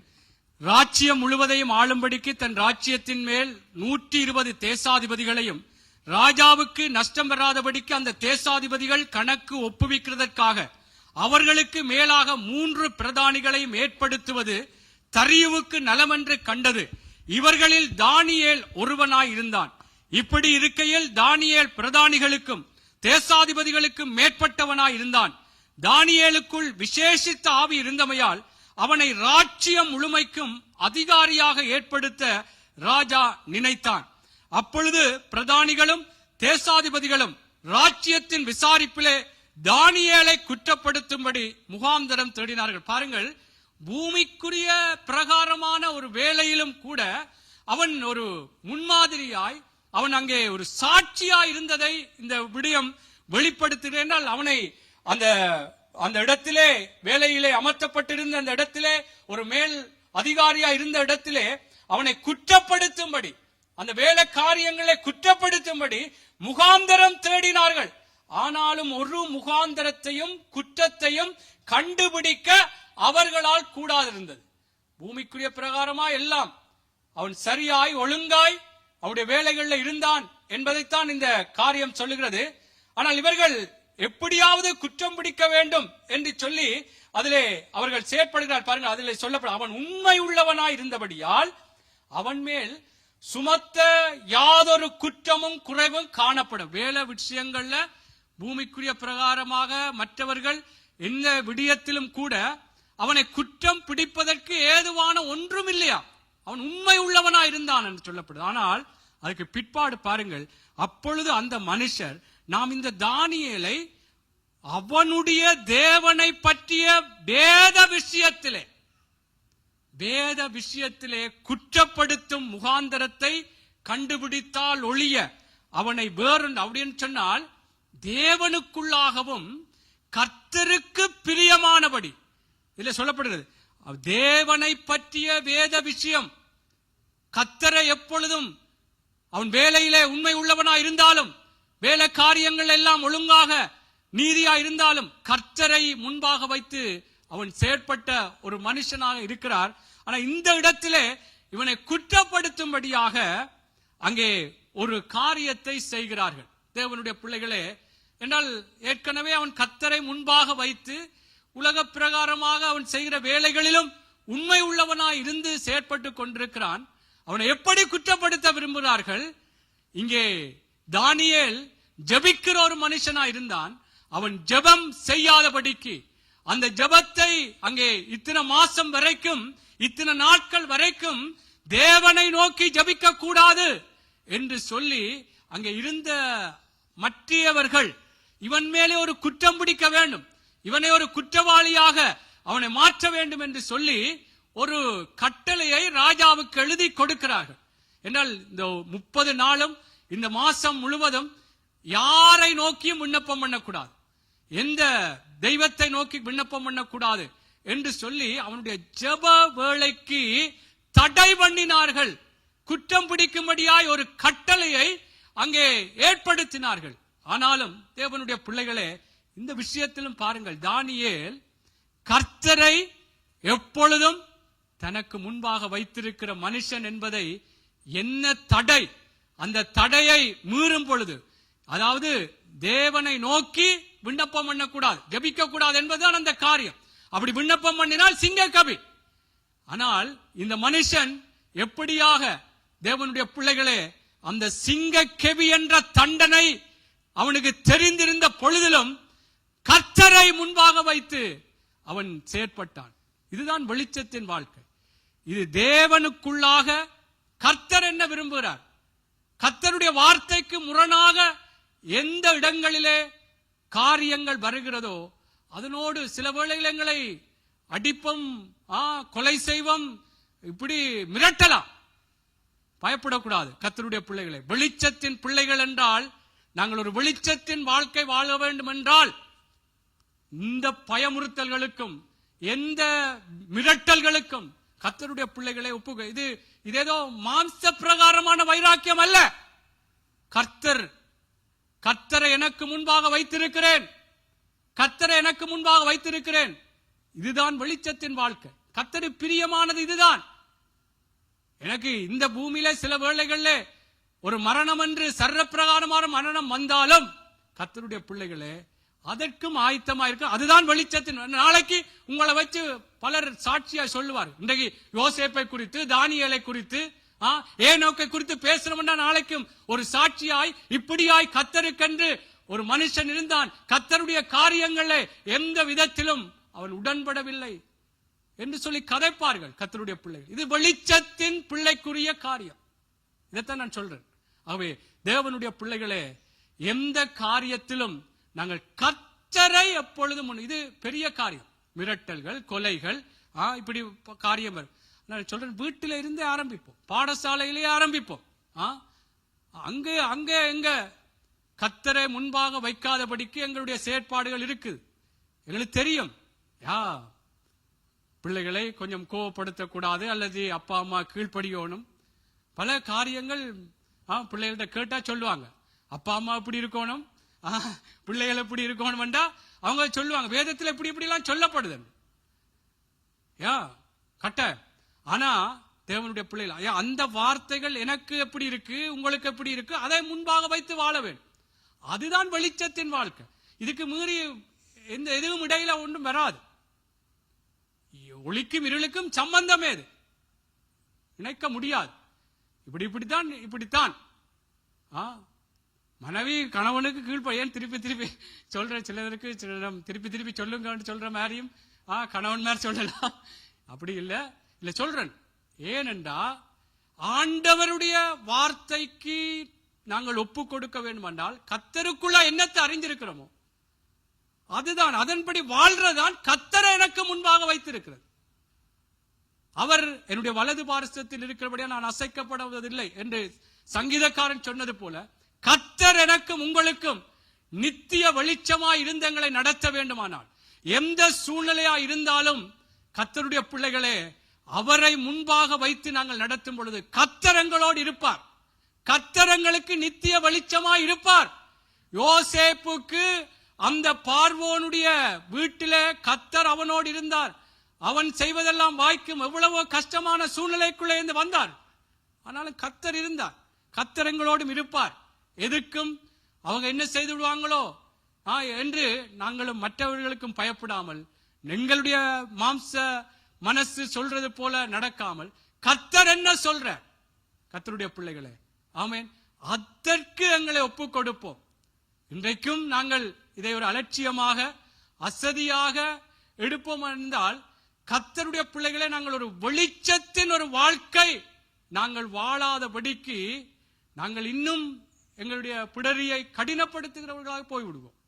அவே நான் ஆரம்பத்திலே சொன்னது போல இந்த நாட்களிலாவது ஆண்டவர் இன்றைக்கும் சந்தர்ப்பம் தர்றார். எனக்கும் உங்களுக்கும் அந்த வெளிச்சத்தின் பிள்ளைகளாக நாங்கள் வாழத்தக்கதா, இதுதான் வெளிச்சத்தின் வாழ்க்கை என்று சொல்லி தேவன் இன்றைக்கும் இந்த வாழ்க்கைக்கு நேரா எங்களை நடத்தும்படியாய் கர்த்தர் பேசுகிறார். உனக்கு கிடைத்த இந்த நாட்களில் ஆகிலும் சமாதானத்துக்கு ஏற்றவைகளை சிந்தித்தால் நலமாயிருக்கும் என்று சொல்ற. இன்றைக்கும் கர்த்தருடைய அங்கலாய்ப்பு, இன்றைக்கும் என்னுடைய பிள்ளை ஒரு வெளிச்சத்தின் வாழ்க்கைக்குள்ளே நடத்தப்பட வேண்டும் என்று கர்த்தர் விரும்புகிறார். எழுந்திருப்போமா கர்த்தருடைய பிள்ளைகளே, நாங்கள் எங்களை ஒப்பு கொடுப்போம். இந்த வெளிச்சத்தின் ஆண்டிலே கர்த்தர் ஏதோ இந்த வருஷத்திலே ஏதோ இந்த ஆண்டை இப்படி எல்லாம் சொல்ல வேண்டும் என்று சொல்லி சில வேளைகளே நாங்கள் ஊழியக்காரன் ஏதோ எடுத்திருப்பார், வார்த்தைகள் எடுத்திருப்பார் என்று நாங்கள் நினைக்க வேண்டாம். என் மேலும் உங்கள் மேலும் கர்த்தருடைய விருப்பம் பெரிதா இருக்கிறது. கர்த்தருடைய பிள்ளைகளே, நாங்கள் இந்த இடத்திலே கர்த்தருடைய வார்த்தை சில வேளைகளிலே எங்களுக்கு அதைரியம் உண்டாக்குறது போல இருக்கக்கூடாது, எங்களை ஏதோ நோகடிக்கிறது போல வருகிறது என்று நாங்கள் எடுத்துக்கொள்ள வேண்டாம். கர்த்தர் எங்களை ஒரு வெளிச்சத்தின் வாழ்க்கை வாழ வேண்டும் என்றே அவருடைய விருப்பம் இருக்கிறபடினாலே நாங்கள் கர்த்தரை எப்பொழுதும் எங்களுக்கு முன்பாக வைத்து வாழுவோம். அவர் என்ன எங்களுக்கு எப்படி எப்படியெல்லாம் ஆண்டவர் சொல்லி இருக்கிறாரோ, எங்களுக்கு தெரிந்த வார்த்தைகள், அறிந்த வார்த்தைகள், அவருடைய ஆலோசனைகள் என்னவோ அதை முன்பாக வைத்து இப்படித்தான் ஆண்டவர் சொல்லி இருக்கிறார், இப்படித்தான் இந்த இடத்திலே பேச வேண்டும், நடக்க வேண்டும், இதற்கு விலகி நடக்க வேண்டும், இதற்கு உடன்படக்கூடாது எல்லாம் சொல்லி இருக்கிறார். அப்படியாக நாங்கள் வாழும் பொழுது இதுதான் வெளிச்சத்தின் வாழ்க்கை. ஆகவே எங்களை நாங்கள் ஒப்பு கொடுப்போமா? சில வேளையிலே எங்களுடைய தவறுகள் இருக்கலாம். கர்த்தருடைய பிள்ளைகளே, நான் சொன்னது போல எங்களுடைய குடும்பத்திலே கூட நாங்கள் எப்படியெல்லாம் எவ்வளவோ சில வழிமுறைகள் இருக்கிறது. மனைவி எப்படி இருக்க வேண்டும், கணவன் எப்படி இருக்க வேண்டும், பிள்ளைகள் எப்படி இருக்க வேண்டும், சுற்று வட்டாரங்கள் எப்படி அன்பு கூற வேண்டும், இவைகள்லாம் சிலவங்களுக்கு தெரிந்திருக்கும். நாங்கள் அதை அலட்சியப்படுத்திவிட்டு எங்களுடைய மனசும் மாம்சம் விரும்புகிறது போல நாங்கள் நடந்திருப்போம். அல்லது மற்றவர்கள் ஏதாவது சொல்லி இருப்பார்கள், அப்படி நடந்திருப்போம். இல்ல, கர்த்தரை இந்த நாளிலும் சொல்லுவோம், ஆண்டவரே, நான் எப்பொழுதும் உங்களை எனக்கு முன்பாக வைத்து நான் வாழவேன். எங்களை ஒப்பு கொடுப்போமா? தேவனுடைய பிள்ளைகள், ஆவியானவர் எங்களுக்கு பலன் தருவார். இதெல்லாம் இது நடைமுறைக்கு சாத்தியம் இல்லை என்று மனசு சொல்வதற்கு இடம் கொடுக்க வேண்டாம். இல்ல, ஆண்டவரே நீங்க பலன் தருவீங்கப்பா, ஆண்டவரே நான் வெளிச்சத்தின் பிள்ளையாய், ஆண்டவரே இந்த ஆண்டிலே இன்னும் ஆண்டவரே நான் பிரகாசிக்க வேண்டும் ஐயா, உம்முடைய வார்த்தையின் பிரகாரம் நடக்கத்தக்கதாக ஆண்டவரே என்னுடைய குடும்பத்தில் இருந்து என்னுடைய சுற்று வட்டாரங்களில் இருக்கிற உறவுகள் மத்தியில், வேலை இடங்களிலே, பாடசாலைகளிலே, ஆண்டவரே நான் கூடுகிற ஒவ்வொரு இடங்களிலும் ஆண்டவரே உம்மை அப்பா எங்களுக்கு முன்பாக வைத்து நாங்கள் வாழ, உங்களுக்கு பிரியமானதையே செய்து வாழ எங்களுக்கு உதவி செய்யுங்கப்பா. ஆவியானவர் எங்களுக்கு பலன் தாங்க, ஆண்டவரே பலன் தாங்க. இதுதான் வெளிச்சத்தின் வாழ்க்கை என்பதை கர்த்தர் நீங்க சொல்லி இருக்கிறபடினால் கர்த்தாவே, அப்பொழுதுதான் நீங்கள் எங்களுக்கு நித்திய வெளிச்சமாய் இருப்பீங்க ஆண்டவரே. ஆண்டவரே, உங்களுக்கு பிரியமில்லாததை செய்யும் பொழுது ஐயா, நீர் எங்களுக்கு ஒரு நித்திய வெளிச்சமாய் ஆண்டவரே இருக்காதபடி, நாங்கள் தவறுகளுக்குள்ளே போகாதபடி கர்த்தர் நீங்கள் சுட்டி காட்டுகிற ஆண்டவரே உம்முடைய வழிகளுக்கு எங்களை ஒப்பு கொடுக்க தேவனே எங்கள் ஒவ்வொருவருக்கும் உதவி செய்யுங்கப்பா. எங்களை ஒப்பு கொடுக்கிறோம் ஆண்டவரே. அப்பா, நீங்கள் ஆண்டவரே எங்களுக்கு எப்பொழுதும் முன்பாக இருந்து ஆண்டவரே நாங்கள் நடப்பதற்கு ஐயா எங்களுக்கு பலன் தாங்கப்பா. எங்களுக்கு தெரிந்த பல காரியங்கள்ல நாங்கள் எங்களுடைய தவறு இருக்கிறோம் ஆண்டவரே. மற்றவர்கள் சொல்லி ஆண்டவரே சில வேளைகளிலே உம்முடைய வார்த்தைகளின் பிரகாரம் நடக்காமல் தவறு இருக்கிறோம் ஐயா. ஆண்டவரே, இது இருளுக்குரிய காரியம் ஆண்டவரே. ஆண்டவரே, இந்த நாளிலும் ஐயா நாங்கள் தவறின ஆண்டவரே உங்களுடைய வார்த்தைகளை தெரிந்த காரியங்களை நாங்கள் விட்டு விலகி நடந்த விடயங்களுக்கு மன்னிப்பு கேட்கிறோம் ஐயா. இனி வர்ற நாட்களிலே ஆவியானவரே, நீங்கள் எங்களுக்கு கற்றுத்தந்த வார்த்தைகளின் பிரகாரம் நாங்கள் நடக்க, பேச, ஆண்டவரே பார்க்க, ஆண்டவரே எங்களுடைய ஜீவியங்களை ஜீவிக்க, ஒவ்வொரு காரியங்களையும் கையாள கர்த்தாவே எங்களுக்கு உதவி செய்யுங்க. இதுதான் வெளிச்சத்தின் வாழ்க்கையாய் ஆண்டவரே இருக்கிறது என்பதை கர்த்தர் இந்த நாளும் பேசி இருக்கிறபடினால் நன்றி செலுத்துகிறோம். ஆவியானவர் பலன் தாங்க. பிள்ளைகளோடு கூட இருங்க, வாலிப பிள்ளைகளோடு கூட இருங்கப்பா. ஆண்டவரே இந்த வார்த்தைகள் பிள்ளைகளுடைய வாழ்க்கைகளிலே ஆண்டவரே அப்பா இன்னும் பலமாய் கிரியை செய்யட்டும். பெரியவர்கள் எங்களுக்குள்ளும் பலமாய் ஆண்டவரே இந்த வார்த்தைகள் கிரியை செய்ய எங்களை ஒப்புக் கொடுக்கிறோம். ஆவியானவர் எங்களை பலப்படுத்தி நடத்துங்க. இயேசுவின் நாமத்தில் ஜெபிக்கிறோம் ஜீவனுள்ள நல்ல பிதாவே. ஆமென், ஆமென், ஆமென். கரங்களை தட்டி கர்த்தர் அவருடைய வார்த்தை மூலமாக எங்களோடு பேசி இருக்கிறார். ஆமென். கர்த்தர் நல்ல